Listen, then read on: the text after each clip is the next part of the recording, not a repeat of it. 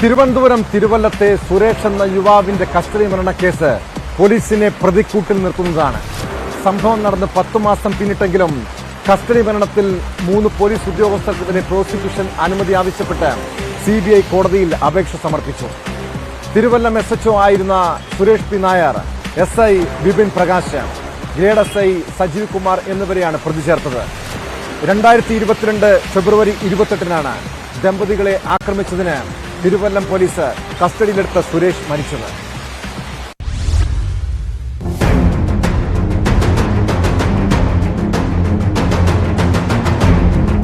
Police സേനയ്ക്കാകെ നാണക്കേടുണ്ടാക്കിയ സംഭവമാണ് തിരുവല്ലത്തെ custody മരണം. പോലീസിന്റെ 3ാം മുറ സമൂഹം ഏറെ ചർച്ച ചെയ്ത വിഷയം.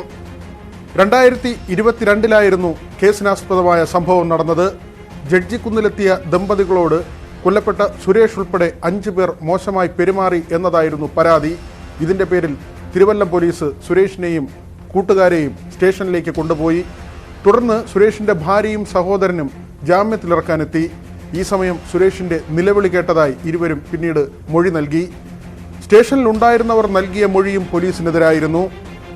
കടുത്ത വ്യായാമ മുറകൾ സ്റ്റേഷനുള്ളിൽ സുരേഷിനെ കൊണ്ട് ചെയ്യിച്ചു.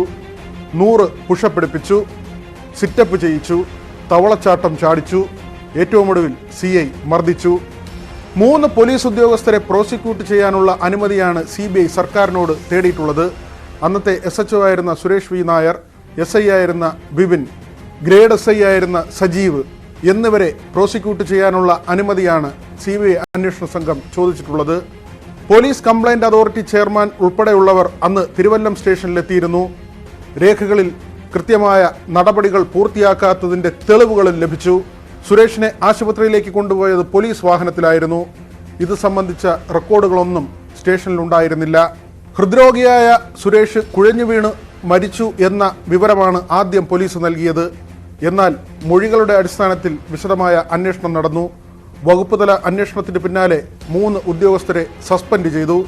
ഇതിൽ വൈശാഖെന്ന പോലീസുകാരനെ ഇപ്പോൾ CBI ഒഴിവാക്കിയിട്ടുണ്ട്. തലസ്ഥാന നഗരിയിൽ ഏറെ ചർച്ച ചെയ്ത കസ്റ്റഡി മരണമായിരുന്നു ഫോർട്ടിലെ ഉരുട്ടിക്കൊല. അതിനുശേഷം സമൂഹം ഏറെ ചർച്ച ചെയ്ത കേസായി മാറി തിരുവല്ലത്തെ മരണവും.